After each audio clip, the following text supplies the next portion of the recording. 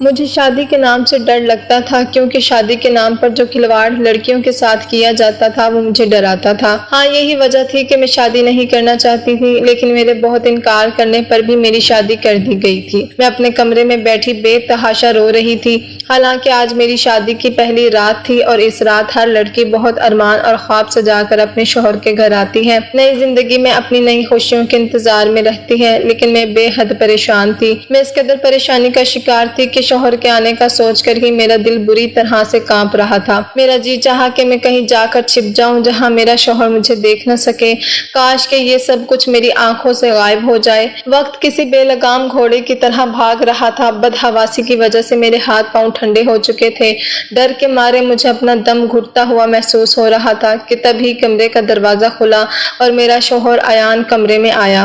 اسے دیکھ کر میری آنکھوں سے ٹپ ٹپ آنسو بہنے لگے۔ ڈر کے مارے میں نے اپنے دوپٹے کو اپنے ہاتھوں سے دبوچ لیا تھا۔ میں کس تکلیف سے گزر رہی تھی یہ میں ہی جانتی تھی۔ جیسے جیسے میرا شوہر میرے قریب آ رہا تھا میرا پورا جسم کانپ رہا تھا۔ ایان میرے پاس آ کر بیٹھ گیا۔ کچھ دیر تک میرے حسین چہرے کو بڑی محبت سے دیکھنے لگا۔ میں بے حد خوبصورت تھی اور یہی میرے لیے سب سے بڑا مسئلہ بن چکا تھا۔ جیسے ہی اس نے اپنا ہاتھ میرے ہاتھ پر رکھا تو مجھے اتنا ٹھنڈا پا کر کہنے لگا، کیا بات ہے عائشہ، تم اتنا زیادہ نروس کیوں ہو؟ اب میں اسے کیا بتاتی کہ مجھے شادی سے ڈر لگتا ہے؟ میں نے نہ میں سر ہلا دیا۔ میں نے کہا کچھ نہیں۔ وہ کہنے لگا کہ پھر تم اس قدر گھبرائی ہوئی کیوں ہو؟ میں نے آہستہ سے کہا مجھے اس رشتے سے ڈر لگتا ہے۔ میری بات سن کر وہ ہنسنے لگا اور میرا ہاتھ تھام کر مجھے تسلی دینے لگا، کہنے لگا پریشان مت ہو۔ میں نے کہا لیکن مجھے بہت ڈر لگ رہا ہے۔ وہ کہنے لگا کہ اس میں ڈرنے کی کوئی بات نہیں ہے۔ میں نے کہا مجھے بہت ڈر محسوس ہو رہا ہے کہ پتہ نہیں کیسے سب ہوگا۔ وہ کہنے لگا کہ دیکھو اس کا ایک ہی حل ہے میرے پاس۔ میں نے پوچھا وہ کیا؟ میری اس بات کو سن کر اس نے میرے ہاتھوں کو تھام کر مجھے تسلی دی اور اس کے بعد اٹھ کر کھڑا ہو گیا۔ الماری کے پاس گیا، الماری کھولی اور ایک میڈیسن لا کر مجھے تھما دی، ساتھ میں پانی کا گلاس بھی دیا اور کہنے لگا یہ گولی کھا لو۔ میں نے کہا یہ کیسی دوا ہے؟ ایان کہنے لگا تمہاری تمام پریشانیوں کا حل اسی گولی میں ہے۔ ایان کی بات کو میں سمجھ نہیں پا رہی۔ میں سوچنے لگی آخر میری پریشانیوں کا حل یہ گولی کیسے ہو سکتی ہے؟ ڈر اس قدر زیادہ تھا کہ میں کچھ بھی کرنے کو تیار نہیں تھی، اور جب ایان نے یقین دلایا کہ یہ گولی کھانے کے بعد تمہارا سارا ڈر اور پریشانی ختم ہو جائے گی تو میں نے وہ گولی کھا لی۔ ایان میرے قریب آیا اور اس نے میرے دونوں ہاتھوں کو تھام کر اپنے ہونٹوں پر لگایا تھا، مجھ سے اپنی محبت کا اظہار کرنے لگا، لیکن میں یوں تھی جیسے میرے جسم میں کمپن پیدا ہو چکا تھا۔ آہستہ آہستہ ایان نے مجھے اپنی باہوں کے گھیرے میں بھر لیا تھا اور میں ڈر کے مارے اپنا آپ اس سے چھڑوانے لگی تھی، لیکن پھر میں نے محسوس کیا کہ جیسے میری آنکھوں میں سکون اترنے لگا تھا۔ آہستہ آہستہ میں نیند کی آغوش میں جانے لگی تھی، چاہ کر بھی میں خود کو چھڑوا نہیں پا رہی تھی۔ کچھ ہی پل لگے تھے کہ میں گہری نیند میں جا چکی تھی۔ میری شادی سے کچھ دن پہلے میری سہیلیاں مجھے لے کر بیٹھ گئی تھی جو کہ پہلے سے شادی شدہ تھی۔ مجھ سے کہنے لگیں کچھ دن بعد تمہاری بھی شادی ہونے والی ہے، اس لیے ضروری ہے تم ہم سے اس رشتے کے بارے میں کچھ جانکاری لے لو۔ میں شادی کے رشتے سے بالکل انجان تھی، اس لیے جب میری دوستوں نے مجھے اس رشتے کے بارے میں بتایا تو مجھے اس رشتے سے کچھ ڈر سا محسوس ہونے لگا تھا، کیونکہ ان کے بتانے کا انداز ہی کچھ ایسا تھا۔ کہنے لگی شوہر اپنی بیوی پر شادی کی پہلی رات بالکل بھی ترس نہیں کھاتا، اور تم تو خیر مناؤ، تمہارا حسین روپ دیکھ کر تمہارا شوہر تو تمہارے ساتھ نہ جانے کیا کیا۔ یہ کہہ کر وہ خاموش ہو گئی اور مسکرانے لگی اور میرا دل دھک دھک کرنے لگا۔ ان کی باتیں میرا دماغ اور میرا ہوش دونوں اڑا چکی تھی۔ شادی کی رات کا جو نقشہ میری سہیلیوں نے مجھے بتایا تھا، مجھے اس رات سے ڈر لگنے لگا تھا۔ جیسے جیسے میری شادی کے دن قریب ہو رہے تھے میرا دل چاہتا تھا کہ میں کہیں چھپ جاؤں، اس لیے شادی کی رات میں اپنے شوہر کے آنے پر بے حد ڈری اور گھبرائی ہوئی تھی۔ پتہ نہیں وہ میرے ساتھ کیا کرے گا، لیکن ایان نے میری بات کو سن کر اسے سمجھنے کی کوشش کی تھی۔ اس نے شاید مجھے نیند کی گولی کھلائی تھی جسے کھاتے ہی میں کچھ ہی دیر میں سو چکی تھی۔ مجھے اپنی شادی کی رات بالکل بھی یاد نہ تھی۔ ہاں اتنا احساس تھا کہ میرا شوہر مجھ سے اپنا حق وصول کر چکا تھا، لیکن سچ تو شاید اتنا بھیانک تھا کہ میری سوچ بھی اس تک نہیں پہنچ سکتی تھی، اور اس سے میں ابھی تک انجان تھی۔ جو انکشاف بعد میں مجھ پر کھلنے والا تھا کہ شادی کی پہلی رات میرے ساتھ کیا ہوا تھا۔ خیر جب میں صبح اٹھی تو میرا پورا جسم درد سے چور تھا۔ میں نے کروٹ بدلی تو میری کمر میں درد کی لہر سی اٹھنے لگی تھی اور میں درد فوراً سے اٹھ بیٹھا، کہنے لگا کیا ہوا عائشہ؟ میں نے کہا پتہ نہیں، میرا پورا جسم بہت بھاری ہو رہا ہے اور جسم میں درد بھی ہے۔ یاد کرنے کے باوجود مجھے یہ رات بالکل بھی یاد نہیں آ رہی۔ سمجھ نہیں آ رہا کہ میں اپنے چکراتے سر کو پکڑوں یا پھر اپنی دکھتی کمر کو۔ میں نے بیڈ پر نظر دوڑائی تو میرے ہاتھ میں پہنی کانچ کی چوڑیاں ٹوٹ کر بیڈ پر بکھری پڑی تھیں۔ میں نے مشکل سے اپنا تکیہ بیڈ کے ساتھ لگایا اور ہاتھوں کو بیڈ پر رکھ کر مشکل سے اٹھ کر بیڈ پر بیٹھی تھی۔ میرے بال کھلے ہوئے تھے اور میری بکھری حالت مجھے اس بات کا احساس دلا رہی تھی کہ میرے شوہر نے رات کو میرے ساتھ پیار محبت والا رویہ بالکل نہیں رکھا تھا۔ میں چاہ کر بھی اپنے درد کو برداشت نہیں کر پا رہی تھی اور اسی لیے درد کی تیزی کی وجہ سے میری آنکھوں سے آنسو بہنے لگے تھے۔ مجھے یوں روتا دیکھ کر ایان بھی اٹھ کر بیٹھ گیا، کہنے لگا دیکھو یہ سب تو ہوتا ہی ہے، تمہیں اپنے آپ کو اس بات کا عادی بنا لینا چاہیے، اور ویسے بھی شادی کی پہلی رات تھی تو تمہیں زیادہ محسوس ہوگا، لیکن آہستہ آہستہ تمہیں اس بات کی عادت ہو جائے گی، اور پھر جب بیوی خوبصورت ہو تو انسان کیسے اپنے جذبات پر قابو پا سکتا ہے۔ اور پھر تم رات کو بہت زیادہ ڈری ہوئی تھی، مجھے لگا کہ اگر میں نے تمہیں میڈیسن نہ دی تو تم مجھے اپنے قریب بھی نہیں آنے دو گی، اور میں اپنی یہ رات برباد نہیں کرنا چاہتا تھا۔ یہ کہہ کر وہ اٹھ کر واش روم میں چلا گیا، لیکن مجھے اپنا جسم اس قابل بھی نہیں لگ رہا تھا کہ میں اٹھ کر کھڑی ہو جاتی۔ ایان گھر پر اکیلا رہتا تھا، اس کے ماں باپ زندہ نہیں تھے۔ پہلے تو میرے ماں باپ اس رشتے پر راضی نہیں تھے، کہنے لگے اکیلا لڑکا ہے، ہمیں تو ایسے رشتے سمجھ نہیں آتے۔ لیکن پھر میری ماں کہنے لگی کہ لڑکا اچھا خاصا کماتا ہے، اپنا گھر ہے، اگر اس کے ماں باپ زندہ نہیں ہیں تو اس میں اس کا کیا قصور ہے؟ آپ نے اچھی طرح چھان بین تو کروائی ہے، اس رشتے میں کسی نے کوئی بھی برائی یا کمی نہیں نکالی ہے۔ اچھا ہے میری بیٹی پر سسرال کا بوجھ نہیں ہوگا۔ میں نہیں جانتی تھی کہ شادی کی رات ہی میری ایسی حالت ہو جائے گی کہ میں کھڑی بھی نہیں ہو پاؤں گی۔ ایان نہا کر باہر آیا تو مجھ سے کہنے لگا دیکھو میرے گھر میں تمہاری خدمت کرنے کے لیے فی الحال کوئی نہیں ہے، اس لیے یہ گھر تمہیں ہی سنبھالنا ہے۔ مجھے اس کی اس بات پر اعتراض نہ تھا، لیکن مجھے اپنا آپ اس وقت اس قابل نہیں لگ رہا تھا کہ میں اس کا ناشتہ بنا سکتی۔ وہ اپنی بات کہہ کر کمرے سے جا چکا تھا کہ جلدی سے اٹھ کر باہر آؤ اور میرے لیے ناشتہ بناؤ۔ میں جب بیڈ سے اٹھ کر کھڑی ہوئی تو مجھے ایسا لگا جیسے میری کمر ٹوٹ جائے گی۔ میں بڑی مشکل سے کمرے سے باہر آئی۔ ایان باہر لاؤنج میں بیٹھا فون پر کسی سے ہنس کر باتیں کر رہا تھا، لیکن جو باتیں وہ کر رہا تھا اس نے مجھے شرم سے پانی پانی کر دیا تھا۔ وہ گزری ہوئی رات کے پل نہ جانے کس کے ساتھ شیئر کر رہا تھا، وہ بھی بڑے ہی بے شرم انداز میں۔ مجھے ایان کا اس طرح اپنی پرسنل باتیں کسی کو شیئر کرنا اچھا نہیں لگا تھا، لیکن میں پہلی رات کی دلہن تھی، اس طرح میں بھی ایان سے کچھ بھی نہیں کہہ سکتی تھی۔ میں نے سوچا میں ایان کو بعد میں کہوں گی کہ وہ اس طرح کی باتیں باہر نہ کرے۔ میں فوراً سے نظریں جھکائے کچن میں چلی گئی۔ مشکل سے ہی میں نے اپنا اور ایان کا ناشتہ بنایا تھا۔ ناشتے کے بیچ میں نے جھجکتے ہوئے ایان سے یہ بات کہی تھی۔ میں نے کہا کہ ایان میری کمر میں بہت درد ہے، اس لیے شاید آج رات میں آپ کو نہ دے سکوں، اور پلیز آپ بھی مجھے ڈسٹرب مت کرنا۔ ایان اس وقت چائے پی رہا تھا۔ میری بات سن کر اس کا کپ ہونٹوں کے قریب جاتے جاتے رکا تھا، کہنے لگا دیکھو میں تمہارے بہانے نہیں سن سکتا، مجھے ہر صورت جلد سے جلد اولاد چاہیے، اس لیے تو میں نے تم سے شادی کی ہے۔ اس کی بات سن کر میرا دل بے چین سا ہو گیا تھا۔ میں نہیں جانتی تھی کہ رات کو میرے ساتھ ہوا کیا تھا، لیکن جو حالت میری اس وقت تھی میں شاید اس قابل نہیں تھی کہ میں دوبارہ اسی تکلیف کو جھیلتی، لیکن میرے سامنے کھڑا انسان میری ہر تکلیف سے بے پرواہ ہو کر بس اپنی ہی منمانی کرنا چاہتا تھا۔ جیسے ہی رات ہوئی مجھے لگا میرا دل کسی نے مٹھی میں لے لیا ہو۔ رات کو پھر ایان نے مجھے ایک دوسری میڈیسن دی۔ میں نے کہا مجھے نیند، میں نے کہا مجھے نہیں کھانی۔ وہ کہنے لگا یہ نیند کی دوا نہیں ہے۔ میں نے کہا پھر یہ کس چیز کی دوا ہے؟ کہنے لگا یہ جلد پریگننٹ ہو جانے کی دوا ہے۔ یہ سن کر میں کچھ دیر تو اس کی شکل دیکھتی رہ گئی کہ آخر اسے کس بات کی جلدی تھی۔ میری شادی کو کون سے 4-5 سال گزر چکے تھے، ابھی تو شادی کو 4 دن بھی نہیں گزرے تھے، اور نہ ہی میرے ساس سسر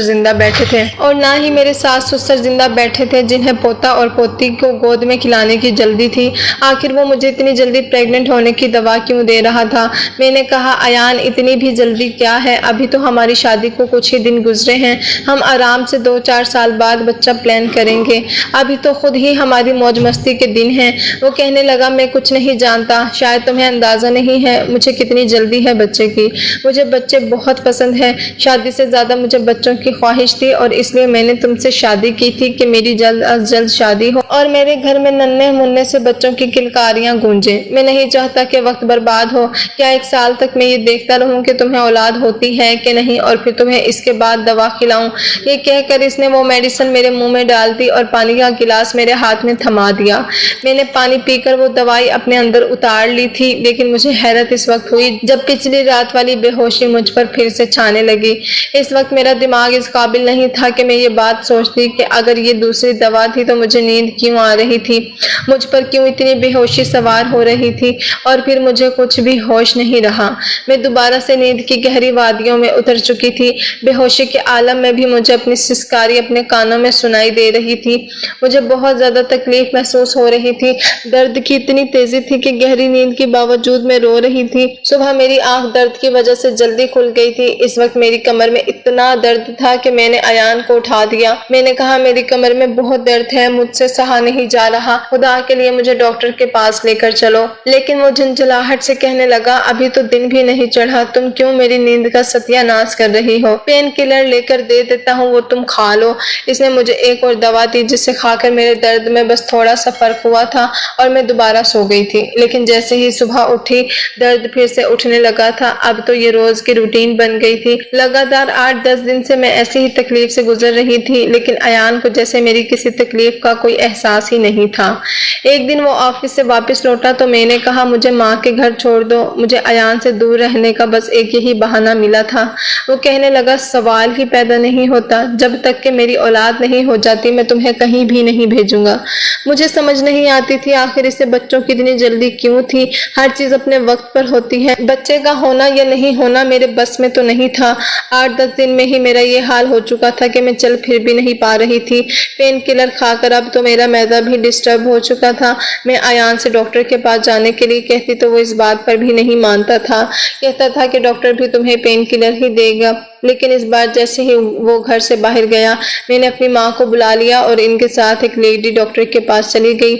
मैंने इसे कमर दर्द और पेट के निचले हिस्से के दर्द का कहा और मेरा हाथ अब भी मेरे पेट पर था। मैं 8-10 दिन से लगातार ये तकलीफ सह रही थी। लेडी डॉक्टर ने मेरा चेकअप किया तो अपने कानों को हाथ लगाने लगी और जो बात इसने मुझे बताई वो सुनकर तो मैं सांस लेना भूल गई थी।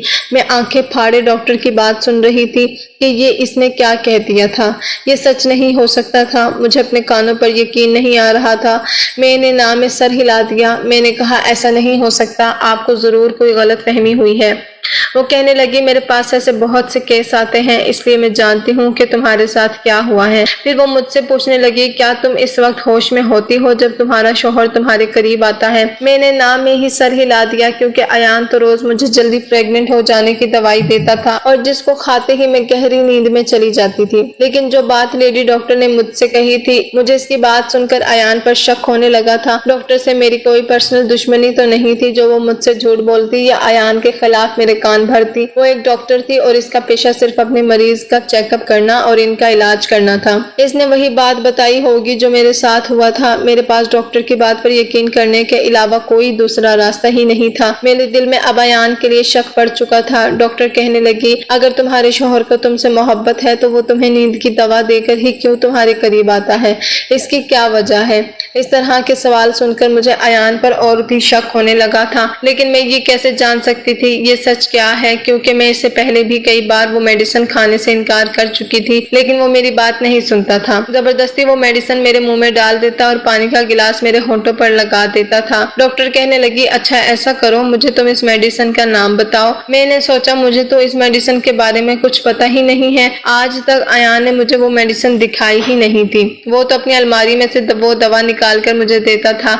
लेकिन जब मैंने ये बात लेडी डॉक्टर को बताई तो वो हंसने लगी। कहने लगी, ऐसी कौन सी दवाएं हैं जो तुम्हारा शौहर इतना छुपा कर रखता है और रोजाना तुम्हें इनकार करने पर भी खिलाता है? तुम अपने शौहर की हरकतों पर नजर रखो, ऐसे तुम्हें समझ आ जाएगा। डॉक्टर मुझे ये सारी बातें कह रही थी। इस वक्त अकेली ही मैं इस लेडी डॉक्टर के कमरे में थी, या फिर वो डॉक्टर थी। मेरी माँ कमरे से बाहर बैठी थी, इसलिए वो हर बात से अनजान थी। मैं गायब दिमागी से अपने घर तक पहुंची थी। मेरी माँ मुझे कहने लगी, अपना ख्याल क्यों नहीं रखती हो?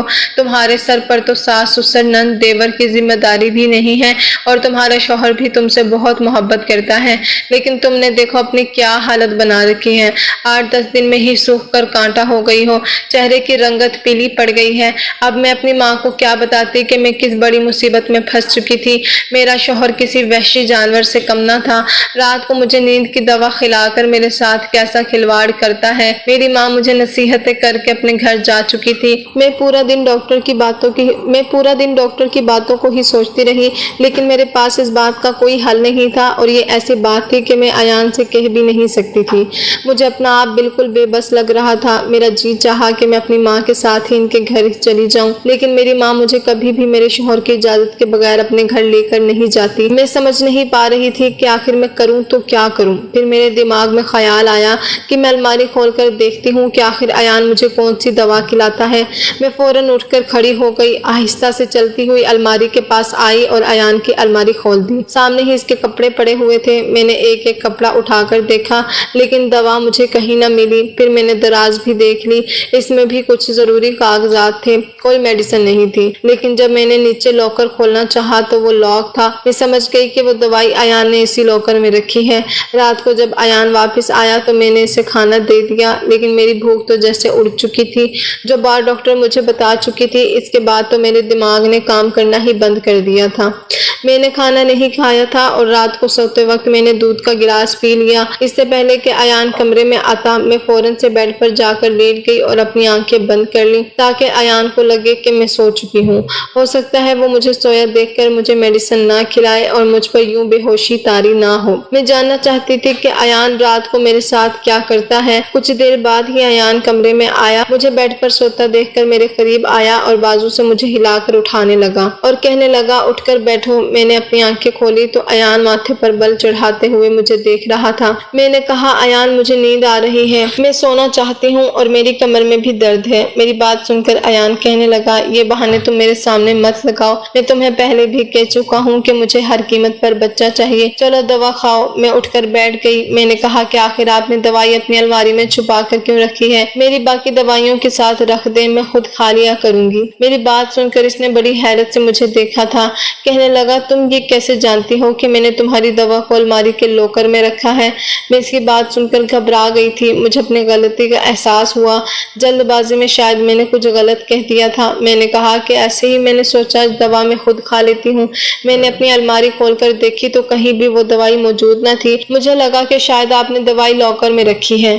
میں نے ایک بہانہ کر دیا تھا۔ وہ کہنے لگا تمہیں اتنا زیادہ پریشان ہونے کی ضرورت نہیں ہے، میں وہ دوائی روزانہ تمہیں کھلاتا رہوں گا اور جب تک بچہ نہیں ہو جاتا وہ میں تمہیں اپنے ہاتھوں سے ہی کھلاؤں گا۔ میں نے کہا ایان مجھے پیٹ میں بہت درد ہو رہا ہے، آپ کیوں مجھے کسی ڈاکٹر کے پاس لے کر نہیں جاتے؟ اور بچہ پیدا کرنے کے لیے ایک پورا علاج ہوتا ہے اور وہ کوئی لیڈی ڈاکٹر ہی مجھے بتا سکتی ہے، ایسے ہی خود سے دوا کھانا ٹھیک نہیں ہوتا۔ میں نے سوچا تھا شاید میری اس بات پر ایان مجھے وہ دوائی نہیں دے گا، لیکن وہ کہنے لگا میں جانتا ہوں کہ وہ دوائی عورت کو پریگننٹ کر دیتی ہے، تمہیں کسی بھی ڈاکٹر سے کوئی علاج کروانے کی ضرورت نہیں، تم بس میری بات مانو، وہی تمہارے لیے کافی ہے۔ میں نے کہا آج میں کوئی بھی دوائی نہیں کھاؤں گی۔ میرا یہ کہنا تھا کہ ایان کا پارا ہائی ہو گیا تھا، اس نے مجھے زبردستی وہ دوائی کھلائی تھی اور دوائی کھانے کے بعد میری پھر سے وہی حالت ہونے لگی تھی اور صبح میں اپنی بے بسی پر پھوٹ پھوٹ کر رو رہی تھی کہ اگر یہی رہا تو میں تو بہت جلد ہی مر جاؤں گی، اور اسی لیے میں نے اپنا دماغ چلانا شروع کر دیا۔ رات کے وقت میں نے اپنے موبائل کا کیمرہ آن کر دیا اور ایسی جگہ پر رکھا کہ جہاں میرا بیڈ آسانی سے نظر آ سکے۔ رات کو ایان نے پھر سے مجھے دوائی کھلائی تھی اور میری وہی حالت ہونے لگی تھی۔ صبح جب میں اٹھی تو ایان کے آفس جانے کا انتظار کرنے لگی۔ جیسے ہی وہ گھر سے باہر نکلا میں نے جلدی سے موبائل اٹھایا، اس پر لگی ویڈیو دیکھنے لگی اور جسے دیکھ کر میرے ہوش و حواس اڑ کر رہ گئے تھے۔ میں نے پوری ویڈیو بھی نہیں دیکھی تھی اور موبائل کو بیڈ پر پھینک دیا تھا اور اپنے چکراتے سر کو پکڑنے لگی۔ جو کچھ میرا شوہر میرے ساتھ رات میں کرتا تھا وہ کوئی بھی عورت برداشت نہیں کر سکتی تھی۔ اس سے پہلے کہ ایان واپس آتا میں نے اپنے ماں باپ کو گھر بلا لیا اور ساری سچائی انہیں بتا دی۔ یہ بات سن کر تو میری ماں رونے لگی تھی۔ میرے پاپا اپنا سر پکڑ کر بیٹھ گئے تھے۔ ایان ایک ادھورا مرد تھا، وہ اس قابل نہیں تھا کہ بچہ پیدا کر سکتا، بھی آ سکتا اور میاں بیوی کا رشتہ بنا سکتا۔ وہ نامرد تھا۔ وہ اپنا رعب مجھ پر جمانے کے لیے اور یہ ثابت کرنے کے لیے کہ وہ ایک پورا مرد ہے، رات گزارنے کے لیے اپنے دوستوں کو میرے کمرے میں بھیج دیتا تھا جو میرے ساتھ بے دردی سے سلوک کرتے تھے۔ میرے ماں باپ نے ایان پر کیس کر دیا اور مجھے طلاق بھی دلوا دی۔ ایان پر انویسٹیگیشن کی گئی تو معلوم ہوا کہ پہلے بھی اس کی شادی ہو چکی تھی اور اس کی بیوی نے اس سے اسی بات پر طلاق لی تھی کہ وہ نامرد ہے، شاید اپنی ہی اس کمی کو چھپانے کے لیے اور اپنی بیوی پر یہ ثابت کرنے کے لیے کہ وہ اولاد پیدا کر سکتا ہے۔ اس نے میرے ساتھ بہت بڑا ظلم کیا تھا، میری زندگی کو نرک بنا کر رکھ دیا تھا۔ جب میں لیڈی ڈاکٹر کے پاس گئی تھی تو اس نے مجھے یہی بتایا تھا کہ تمہارے ساتھ ریپ ہو رہا ہے اور کرنے والے ایک سے زیادہ لوگ ہیں۔ یہ بات جھوٹ نہیں تھی۔ ایان مجھے پریگننٹ کرنے کے بہانے نیند کی دوائی دیتا تھا تاکہ میرے ساتھ یہ گھٹیا کھیل کھیل سکے اور اپنی انا کو سکون پہنچا سکے۔ اپنی بیوی پر یہ جتانے کے لیے کہ وہ پورا مرد ہے، اس نے میری زندگی برباد کر کے رکھ دی۔ پورا 1 سال لگ گیا تھا مجھے سنبھلنے میں، کیونکہ جو درد اور تکلیف ایان نے مجھے 2 مہینے میں دی تھی وہ بہت دردناک تھی۔ پھر میرے ماں باپ نے میرے لیے دوسرا رشتہ دیکھا تھا۔ اس بار بھری پوری فیملی تھی۔ ہاں، لڑکا شادی شدہ تھا اور اس کی پہلے سے ایک بچی بھی تھی۔ بچے کی پیدائش پر ہی اس کی بیوی چل بسی تھی، لیکن نہ مجھے اس بات پر اعتراض تھا اور نہ ہی میرے ماں باپ کو۔ اور آج میں اپنے بھرے پورے سسرال میں ہنسی خوشی رہ رہی ہوں۔